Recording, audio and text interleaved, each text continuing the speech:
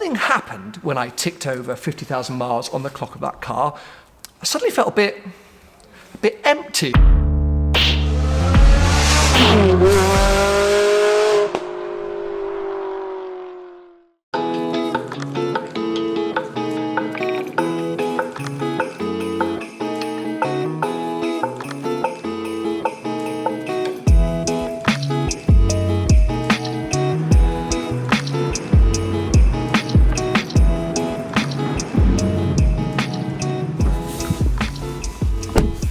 Hello one and all, welcome to Seeing Through Glass. I'm definitely not in LA anymore. Welcome back to the UK, where it's freezing. It's absolutely Baltic. Welcome also to the Jaguar F-Pace SVR 1988 edition. This car is all about celebrating the 1988 Jaguar XJR9, car that won 24 Hours of Le Mans, the World Sports Car Championship, 24 Hours of Daytona. It's not only iconic because of those results, but also because of its livery, which was the amazing purple and gold silk cut livery, which is why this car is painted purple. It's got gold wheels and a few other gold touches. I gotta be honest, I kind of wish it was like more purple. In the sunlight, this colour really pops, but on a wintry day like today, it looks kind of black. I kind of wish it was more in your face, like the silk cut purple. Bit of a niche request, but I just like purple. Anyway, no matter what the colour of this car, I like it because it's an F-Pace SVR car, which I think is so often overlooked. In standard form, these things start at like 78 grand, but I feel like they compete with things way above that. Anyway, today it is my chariot as I head down to AV Engineering because I need to go and check out my 360.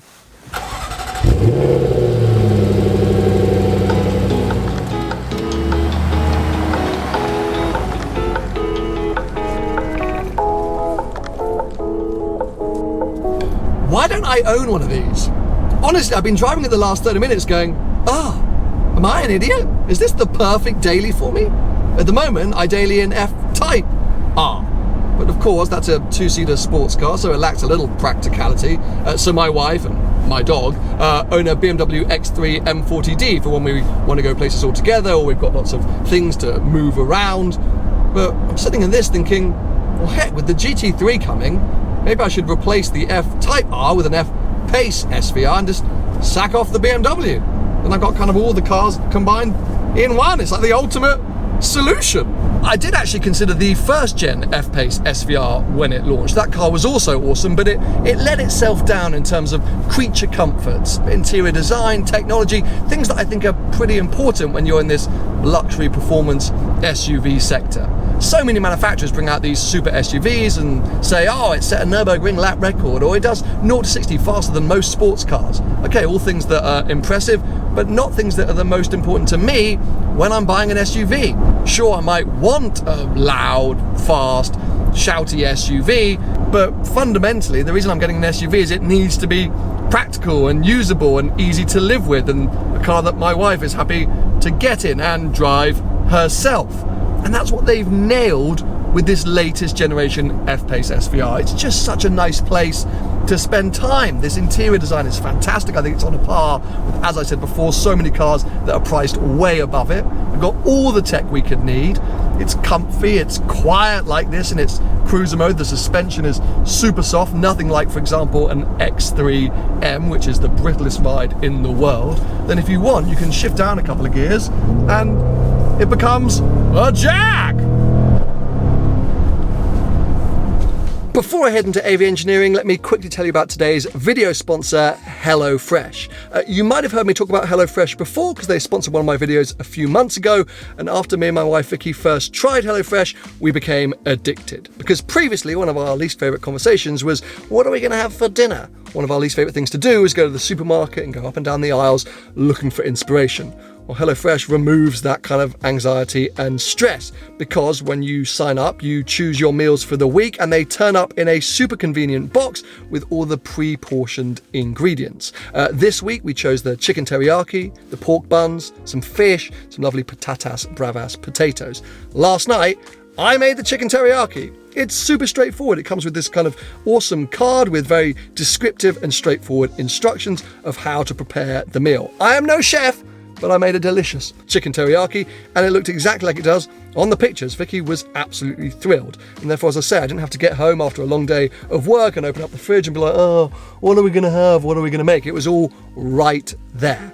Right now, HelloFresh are offering you a 60% discount on your first box and 25% off the next 2 months if you use my code STG60. That's 60% off your first box and 25% off the next 2 months if you use my code STG60. If, like me and my wife Vicky, you spend most of your day being like, oh, I don't know what to eat, I'm so bored, and you want to have delicious meals that are super straightforward to prepare, go check out HelloFresh. Anyway, let's get my hat on, go find my Ferrari.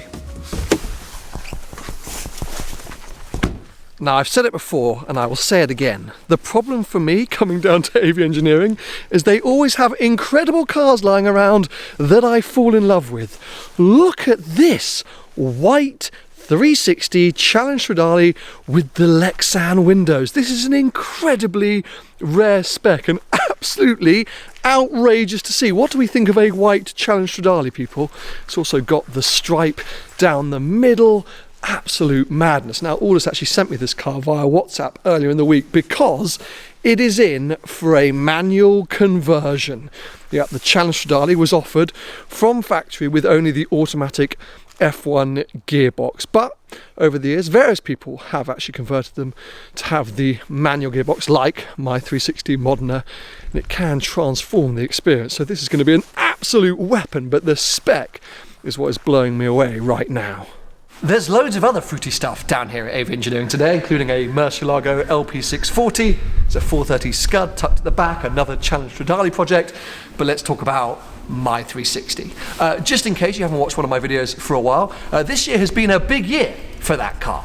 Turned 20 years old. I've now owned it for 5 years. We took it down to the Ferrari factory. It participated in the Mille Miglia Ferrari tribute. Ticked over 50,000 miles on the clock. It went through a cosmetic and a mechanical kind of restoration. It was repainted. A lot of stuff has happened. And so really I'm here now just to kind of assess where do we go from here, because not only mechanically is the car at a certain stage of its life where this could be a slippery slope downhill, which we'll talk to Aldous about in a second, but also, and very strangely and very surprisingly to me, as I kind of wrapped up this big celebratory year, which I've been planning for so long, I got to the end of it and I was like, what do I do with this car next?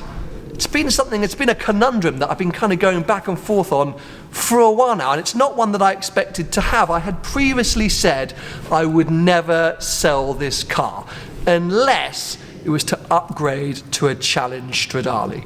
And I didn't think really that was anywhere near my future, but as I've kind of approached the end of this quite monumental chapter of ownership of this car, it's the first time ever that I've started to think, maybe that upgrade, that switch, could be closer than I thought. I'm not really sure. But anyway, as I say, maybe those are thoughts for the future. Today, I just kind of wanted to sum up this epic year and also sum up the last 5 years and explain to you what has been involved in getting this car to this point and enabling me to go out and put 10, 15, 20,000 miles on the clock and do such epic adventures, because as you can see, the guys down here are working on some amazing cars, and I want to encourage all of you to buy something like this 360 and go out and live your best life. So yeah, let's go find Aldous and chat through or reflect on the last 5 years.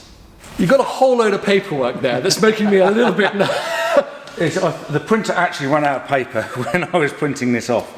I cannot believe that's all of our paperwork, is it? That's all the service invoices from when you've owned the car. I've got more for the previous owner. Which I think actually you gave me copies of when I bought the car absolutely. As well. But I've been looking after this car for I think 2 or 3 years before you owned it as well. Okay. So yeah, a few bits in there. And this is not all of it. We've actually got a couple of that were taken out, which aren't maintenance, which are windscreens and...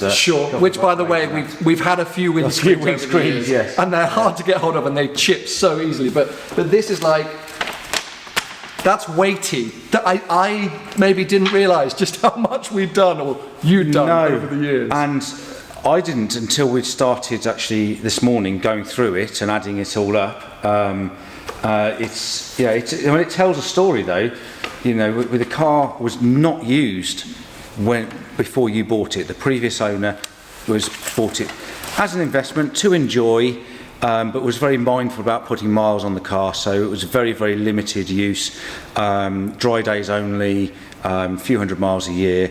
And then you got your hands on it, and suddenly I think you did like 4,000 miles or something in the first year, few Euro trips. Well, I think I picked it up and drove it straight down to Italy for the Finale Mondiale. That was like the first thing I did with it, which was 2,000 odd miles. And I remember at the time you were like, okay, here's an OBD reader, here's a tire pressure reader, here's my mobile number. You didn't think I was going to make it there and back. Well, you just don't know, because the cars, if they're left idle for a long period of time, a lot of things can just suddenly come out of the woodwork. We just don't know about it. You know, when the cars are up on the lift, we're looking at them, they're static, it's a point in time, anything can happen. And these are now becoming older cars, and you know, as we know, anything can happen. Yeah. Fortunately, you did make the trip. I did. But the maintenance at the end of that was quite heavy, as evidenced by your first sort of maintenance video that you did here. Unfortunately, you had a warranty that we did with the car, so a lot of that was covered on that. But there was still a lot of wear and tear items. It was big. That first one was like all of my buying a classic Ferrari fears coming true. But I feel like since then, it's not been too bad. Like in my head, I always say to people, just budget 2 or 3 grand a year, you'll kind of be fine. Like, I guess we'll find out in a second whether that's been true. But after that big hitter first year, I feel like we've been at a pretty stable level. We have, yes. It's pretty easy. Once we get a car up to a standard, what we concede to be our standard, then it's quite easy to keep it there. Some of the things that are in here are sort of unnecessary modifications, like the brakes. Sure. Not unnecessary, things but that we've chosen nice to do, nice to do. To. You know, like the engine dial up and all that other stuff. You don't need to do that. It costs money. The brakes and all that bits and pieces. But most of it is has just been kind of routine maintenance. Yeah, ball joints. A lot of ball joints. Loads of ball joints. It's just you've done more miles than most people have. So it's 25,000 miles over 5 years. It's quite a lot. Yeah. I mean, that's been sort of split out. Obviously, this year's the one that I've done the most miles in. There was the Drive the World year where I barely touched the car. But I think what you implored me to do, and which we've always tried to do, is even whether I've done loads of miles or not many miles, really stick to the maintenance. Like bring the car in anyway, keep getting it checked over, servicing it on time, etc. Absolutely. And this is the reason that we did the belts now. So for our regular customers, I would have just advised them to let's do the belts and the service at the same time. They're due in the same year. Let's save the trip. Sure. But we knew that you were going to take this to Italy. Wanted to have a look at it when it came back and just make sure all was well, so that you're good to go for the spring. And you are. We can talk about that in a bit. But it's all about trying to keep on top of it, whether you're looking at the car yourself or having somebody to look at it for you. But if you just cross your fingers and hope for the best, it's going to end in tears. It's going to end in tears. Absolutely. Okay, so 25,000 miles over 5 years, 5,000 miles a year, we're saying. Have you done the math? the maths? Because I'm scared to. Like, I'm looking at some of these. Yeah. So, including the VAT. So it's not including the windscreens and some other bits and pieces. This is labour as well. Labour, parts, the whole lot, £20,600, which is 80p a mile. And let's talk about but if you, it's more than I thought. But for people doing 2,000 or 3,000 miles a year, sure, that equates to about £1,500, £2,000 a year in maintenance, which is what we see here. Yes, okay. So it is kind of in line. And we've been over the top, so that's like £5 grand a year, and we've gone over the top. This car is usually with you 2, 3, and if not 4 times a year, especially this year. And as you said, we've done a few optional things. So, you know what, in the grand scheme of things, well, it's a lot. But I also did another quick calculation. Sure. So we were talking about what it might be worth at the moment. Sure. So I reckon your depreciation is probably about 60p a mile on top of the 80p. So actually, if you look at maintenance and depreciation at £1.40 a mile, that's actually not that bad. For a Ferrari that I love. For a Ferrari. Well, I think it's certainly in line with what we see for other cars that are used less frequently. Okay. And actually, if you think about the memories and the enjoyment and that you've had out of the car, it's actually pretty. No. I mean, from that point of view, like it's worth it for me to, but it's definitely a little bit more than I was expecting. But here's my question: you've just semi sort of teased it, and I just teased it a second ago. My whole thing now, and as I've said to you, since I got back from that final trip, is like, what now? Because you know we're 5 years in. You have done amazing work with this car. We've kind of attacked every element in every area, and I personally have done so much with it that I wanted to. That I'm a little bit like, where do we go from here? And maintenance-wise and cost-wise, where is this a slippery slope downhill now? Like we're 50,000 miles, 20 years, heavy usage. Yeah, I mean, if you put another 25,000 miles on it, you could quite easily do another 20 grand in maintenance, easy. Okay. You know, if you used it more modestly, then that number's going to fall. Yeah. But I think this kind of 80p a mile is roughly in line with where. Because as you say, once you get it to a level, you can kind of maintain it. Yeah, we just keep bringing it back up. Okay. So when the cars leave, if we maintain cars to our level, when they leave the workshop, as soon as people start driving them, they start to dip. But they bring them back a year later, having done 1, 2 or 3,000 miles. It's quite easy just to bring it back up again. And we're talking service, a few ball joints, bits and pieces that are worn out. Now, there are going to be some other bits if we continue, or you continue to use this car. There are going to be some of the bits like we'll probably need to do another wheel bearing at some point. You know, just things that are. Okay, sort of that's filled me with a bit more confidence, because as I say, like the one thing I would never want to do is park this car as some kind of garage queen. That's not my style. But yeah, well, I guess it's more for me to dwell on over Christmas and going into the new year. It's, you know, maybe it's just that I've done everything. I mean, how many miles did we do this year? 16,000 miles like that this year? Something like that, yes. You know, I've done a lot, so maybe it's just a bit of time away from it, and I'll get back in it for the first time in the spring next year and be like, as if I'd ever get rid of this thing. But it's just something weird happened on that moment. I got back onto the Eurotunnel and was like, we've done it. I've done this year. We've done so much brilliance. I was like, I just felt a bit like, and then you've got white Amsterdamers. Tempting. In my face. Yeah. I don't think there's anything else to do with this. So you've been very lucky to have been able to have. So DK Engineering did a lot of improvements, especially in the interior. Did a great job there. You've obviously had the paint done, the PPF. Sure. You know, you look at what can you do. There's nothing more that we can do other than drive it and maintain it. And you've done a lot of driving in it. Doing a lot of driving, and you've done a lot of maintenance. Well, yeah. I mean, this is very impressive. I actually have a digital version of this, which I'm going to explain more about in a second. But I'm going to keep hold of this just for the fun. And we're good to go though. Theoretically today, like this car's all absolutely. Everything's been fine. So this time around it was to do the timing belts. Timing belts. We've been through the car. I replaced a cable in the door for the door handle. Sure. That was seat on the passenger side. Yeah. Okay. And there's a couple of bits. There's one ball joint that's starting to get a little bit of play in it, and one of the CV boots is starting to get a bit soft, but they will go till the next service. Okay. So I'll have it back in the spring once you've done one of your trips. Yeah, my next adventure. Yeah, whatever it's going to be. And we'll fix it again. Well, mate, from the audience and for myself, thank you for the last 5 years, and here's to 5 merry more with this car or another one.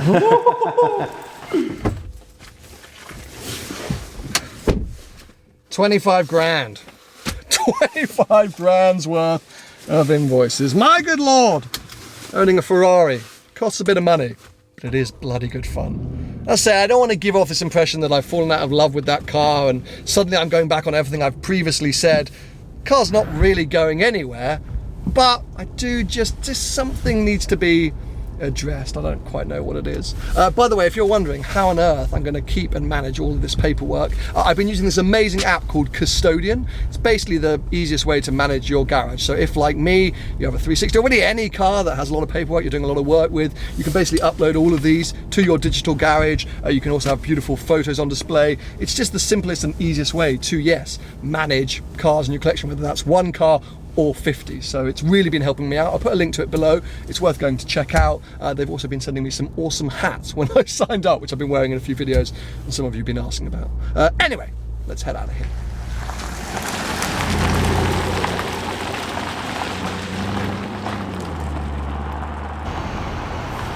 Well, it's a few days later and I've brought the F-Pace SVR down to NVN Motorworks because the 360 has been transferred here. Getting a kind of final service or final checkup for that car at AVE Engineering wasn't the last thing I wanted to do with the 360 this year. I wanted to bring it here so that the sort of cosmetic damage could be assessed. You might remember these guys did an amazing job at the start of the year detailing the fresh paintwork and applying paint protection film to get the car looking as good as it could and protecting it as much as possible before I took it on all these epic adventures. Well, I've then spent the last 12 months trying to undo all their brilliant work. You might remember, for example, on the Tenerife adventure, I scratched the underside of the car really badly, both side skirts basically. One of them, it did just look like it was the PPF that was damaged, and I actually managed to peel that PPF off myself. That's meant that that side skirt has been exposed for the last 8 or 9 months. The other side, the damage was so bad that I'm fairly sure I just kind of ripped through the actual side skirt itself, let alone the paint, but we're gonna figure that out in a second. And then finally, whilst the car was street parked in Paris, I'm fairly sure someone's kind of sideswiped the rear bumper. I walked back to it one day and just noticed that it had been pretty badly scuffed, so I want to check that out too. And just in general, assess if I need to start looking at repairing that car once again, or even getting some more paintwork done, which would be fairly painful, hopefully not. So anyway, let's dive inside, go and find Afra, and yeah, work out how that car's looking, what the damage is potentially, and where we go from here.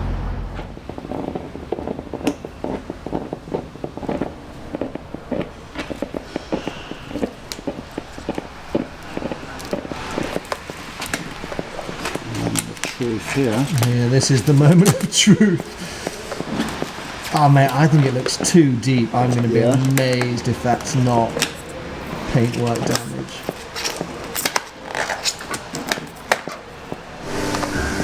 It does look very bad, doesn't it? It looks super bad, mate. But let me get some glue remover.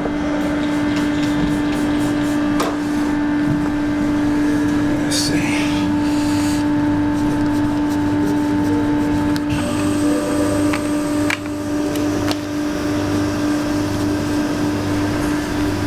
I don't want to get excited. I don't want to get excited.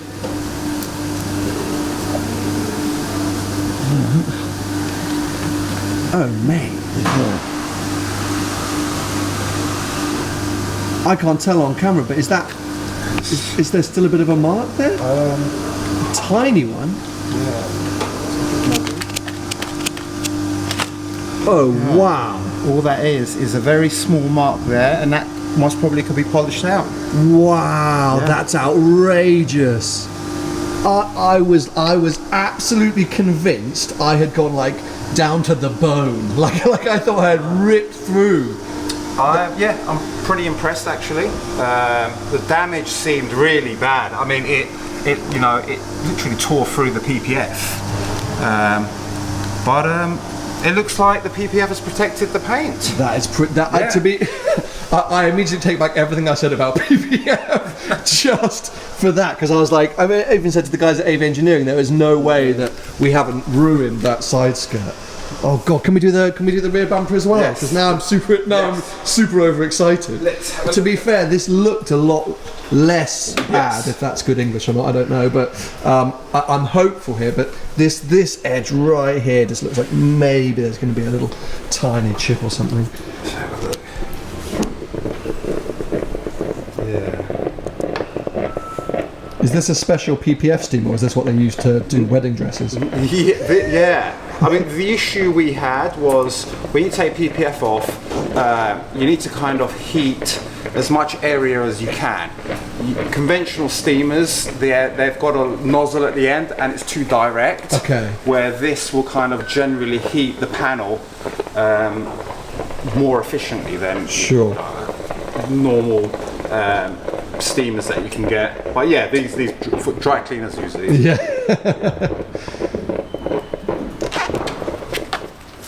Oh, I don't think there's any damage. mate. There's a little, yeah.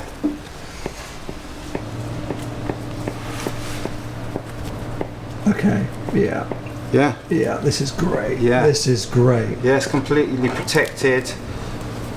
Yeah, all that as well. I mean, there was a little area at the top here, but as you can see,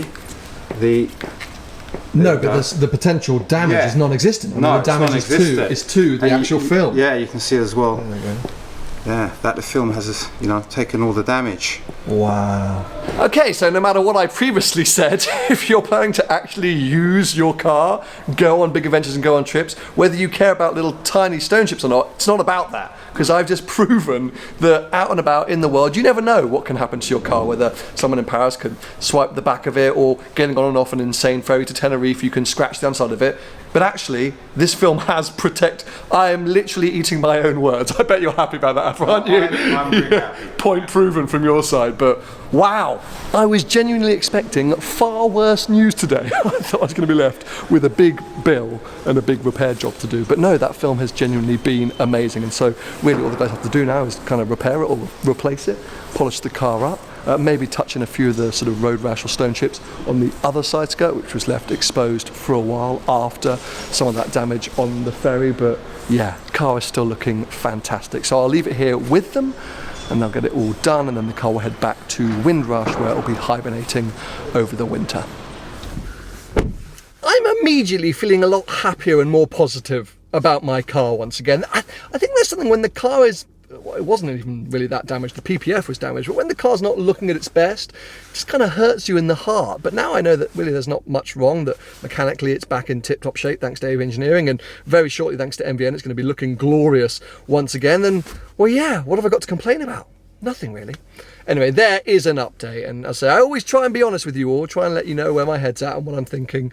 It has been an unbelievable year with that car this year, and it's been an unbelievable 5 years, and no matter what, the Ferrari and the 360 adventure will not end on this channel. I've said it many times before, if I ever replace that car, it will only be with a Cian Stradale. That's the only option. Otherwise, I will be buried in it, hopefully in a very long time. Anyway, I hope you've enjoyed the video and the update. Give it a thumbs up if you have, and stay subscribed for plenty more adventures to come.